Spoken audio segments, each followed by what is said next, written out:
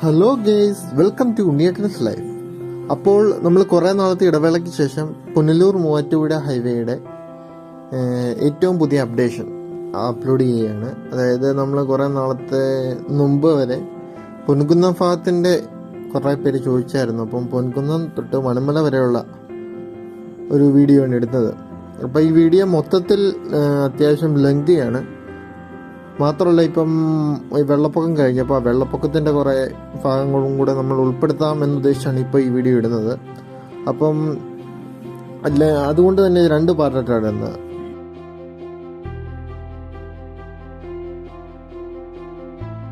അതായത് മണിമല ആറിനോട് ചേർന്ന് കിടക്കുന്ന ഭാഗങ്ങളൊക്കെ പഴയടം തൊട്ട് അങ്ങോട്ടാണ്, ആറിനോട് ചേർന്നാണ് ഈ ഹൈവേ പോകുന്നത്.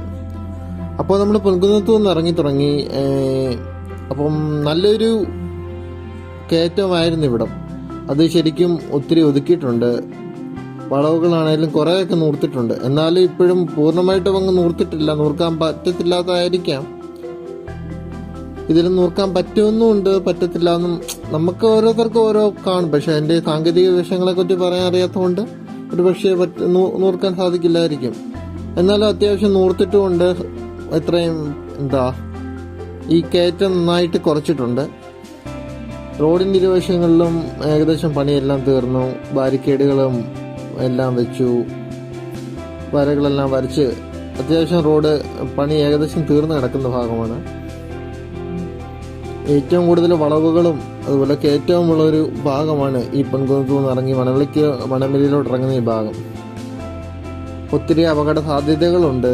അപ്പം ഇനിയിപ്പം റോഡ് നന്നായതിൻ്റെ കൊണ്ട് വണ്ടികൾ കൂടുതലും വേഗത കൂട്ടും. അപ്പം ഇനിയും ആണെങ്കിലും ഈ ഹൈവേ വന്നോടെ നല്ലൊരു മിനിസം റോഡാണ്. അപ്പം മര്യാദയ്ക്ക് പോയില്ലെങ്കിൽ അപകടങ്ങൾക്ക് നല്ല സാധ്യതയുള്ളൊരു റോഡാണിത്. കാരണം ഈ ഹൈവേക്ക് പണിത ശേഷം തന്നെ മണിമല പൊന്തമ്പുഴ ഏരിയയിൽ തന്നെ വളരെയധികം അപകടങ്ങൾ സംഭവിച്ചു. ഈ റോഡിൽ പല മരണങ്ങൾക്കും അത് കാരണമാക്കിയിട്ടുണ്ട്. അപ്പം ഇങ്ങനെ ഇറക്കം കൂടെ ആകുമ്പോഴത്തേക്ക് ആൾക്കാർ ശ്രദ്ധിച്ചില്ല. നല്ല മഴക്കാലമാണ് വരുന്നത്. അപ്പോൾ നല്ല രീതിയിൽ റോഡ് പാളും, വണ്ടികൾക്കൊക്കെ പാളാൻ ചാൻസ് ഉണ്ട്. അപ്പോൾ അപകടങ്ങൾക്ക് നല്ല ചാൻസ് ഉള്ളൊരു സമയമാണിത്. അപ്പം അതനുസരിച്ച് വേണം എല്ലാവരും വണ്ടി ഓടിക്കാൻ എന്നാണ് എൻ്റെ ഒരു അഭ്യർത്ഥന. അപ്പം ഇവിടങ്ങളിലൊക്കെ വളവുകൾ നന്നായിട്ട് നൂർത്തിട്ടുണ്ട്. റോഡിൻ്റെ പണി ഏകദേശം കഴിഞ്ഞു. ഓടകളെല്ലാം കഴിഞ്ഞു. സൈഡിൽ ഇൻ്റർലോക്ക് പാകി. ഇപ്പം വളരെ ഇതുവഴി പോകുന്നവർക്ക് ആ ഫീല് മനസ്സിലാകും. വളരെ വ്യത്യാസമുണ്ട്. നമ്മളിപ്പോൾ ചെറുക്കടവമ്പലത്തിന് മുന്നിലൂടെയാണ് പോകുന്നത്. ഇവിടെ നല്ല രീതിയിൽ വീതിയുണ്ട്. അതുപോലെയാണെങ്കിലും ഇരു സൈഡിലും നടപ്പാതകളും സെറ്റ് ചെയ്തിട്ടുണ്ട്. വണ്ടിയൊക്കെ പാർക്ക് ചെയ്യാനാണെങ്കിലും എല്ലാം സൗകര്യങ്ങളോടുകൂടി തന്നെ ഇന്റർലോക്കൊക്കെ ചെയ്ത് നല്ല രീതിയിൽ തന്നെയാണ് ഈ ഭാഗം ചെയ്തിരിക്കുന്നത്. ഇവിടെയാണേലും കുറച്ചൊക്കെ നമുക്ക് പല സ്ഥലങ്ങളും നൂർക്കാമെന്ന് നമ്മൾ മനസ്സിൽ ആഗ്രഹിച്ച പല സ്ഥലങ്ങളുമുണ്ട്. അവിടെ ആ വളവുകൾ വലിയ രീതിയിൽ ഇനിയും ഇതിനെ കുറച്ചുകൂടെ മെച്ചപ്പെടുത്താമെന്ന് തോന്നിപ്പോകുന്ന പല ഏരിയകളും ഉണ്ട്.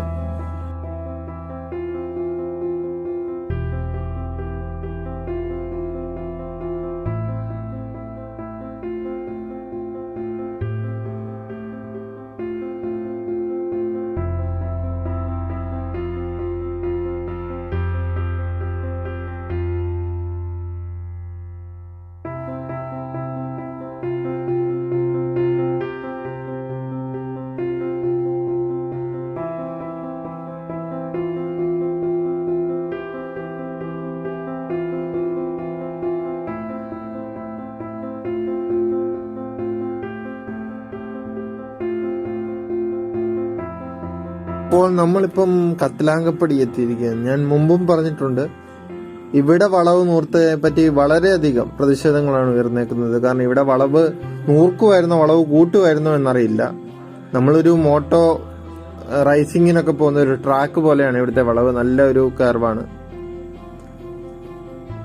ആ കർവ് ശരിക്കും പറഞ്ഞാൽ അപകടങ്ങൾക്ക് നല്ല സാധ്യതയുള്ള ഒരു ഏരിയയാണ്. കാരണം നമുക്ക് ഒറ്റയടിക്ക് വളച്ചെടുക്കാൻ ബൈക്കിലൊക്കെ വരുന്ന ഒരു വളച്ചൽ നല്ല രീതിയിൽ പാളാൻ ചാൻസ് ഉള്ള റോഡ്, ഇത്രയും നല്ല റോഡായ സ്ഥിതിക്ക് അതുപോലത്തെ ഒരു വളവാണ്. അപ്പം വണ്ടി നല്ല രീതിയിൽ പാളാൻ ചാൻസ് ഉള്ള ഒരു വളവാണത്. ആ വളവിനെ പറ്റി ഒത്തിരി പേര് പ്രശ്നങ്ങൾ പറഞ്ഞിട്ടുണ്ട്. ഓക്കെ, അങ്ങനെ പല സ്ഥലങ്ങളും ഉണ്ട്. പല വളവുകളും ഞാൻ പറഞ്ഞ പോലെ നമുക്ക് കുറച്ചുകൂടെ നൂർക്കാമെന്ന് നമ്മൾ തന്നെ മനസ്സിൽ പ്രതീക്ഷിക്കുന്ന പല സ്ഥലങ്ങളും അവർ നൂർക്കാതെ വിട്ടിട്ടുമുണ്ട്. പക്ഷെ പല ഒരു നല്ല ഹൈടെക് ലെവലിലാണ്, നല്ല ഫിനിഷിങ്ങിലാണ് റോഡ് പണിതേക്കുന്നത്. ഇനിയിപ്പോൾ ആ നൂർക്കാത്തതിൻ്റെ കാരണം ഒരു പക്ഷേ ആ ഏരിയയെ സംബന്ധിച്ചിരിക്കും. നമ്മളിപ്പം ഒരു പെട്ടെന്നൊരാൾ നോക്കുന്ന പോലെ ആയിരിക്കുമല്ലോ അതിൻ്റെ ഭൂഘടന. അപ്പം അതനുസരിച്ച് ഒരു സ്ഥലത്ത് നമുക്ക് പണി നടക്കുകയില്ല എന്നുള്ള സ്ഥലത്തെ പറ്റി നമ്മൾ കാണുമ്പോൾ ഉള്ള പോലെ ആയിരിക്കുകയില്ല അവിടുത്തെ ഭൂപ്രകൃതി. അതനുസരിച്ചായിരിക്കും റോഡിൻ്റെ പണി വന്നേക്കുന്നത്. എന്നാൽ പോലും നല്ല രീതിയിലാണ് അവർ ഫിനിഷ് ചെയ്തു പോയേക്കുന്നത്.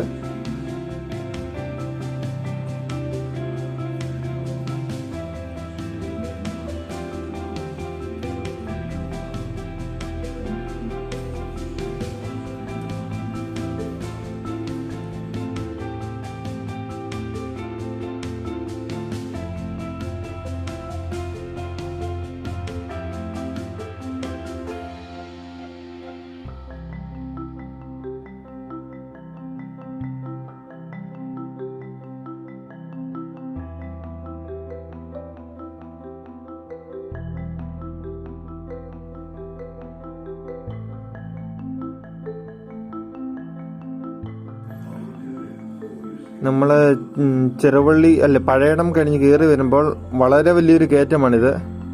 ഈ കയറ്റം ശരിക്കും പറഞ്ഞാൽ പഴയടം പാലത്തിൽ നിന്ന് കയറി വരുമ്പം പണ്ട് പൊൻകുന്നമൊക്കെ പോകുമ്പം നല്ല ബുദ്ധിമുട്ടായിരുന്നു. വണ്ടികളൊക്കെ വലിഞ്ഞു കയറാനാണെങ്കിലും അത് ഒത്തിരി കുറച്ചിട്ടുണ്ട്.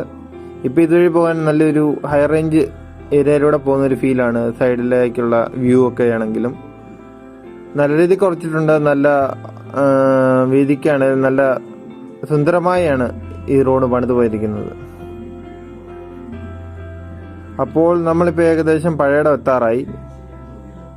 ഇനിയിപ്പം പഴയടത്ത് നിന്നും കാഞ്ഞിരപ്പള്ളിക്ക് പോകുന്ന, അതായത് കാഞ്ഞിരപ്പള്ളിക്ക് തിരിയുന്ന റോഡ് ഇപ്പോൾ ഒരു ചെറിയൊരു ഇടവഴി പോലെ നമുക്ക് തോന്നിപ്പോകും ഈ റോഡേ വരുമ്പം.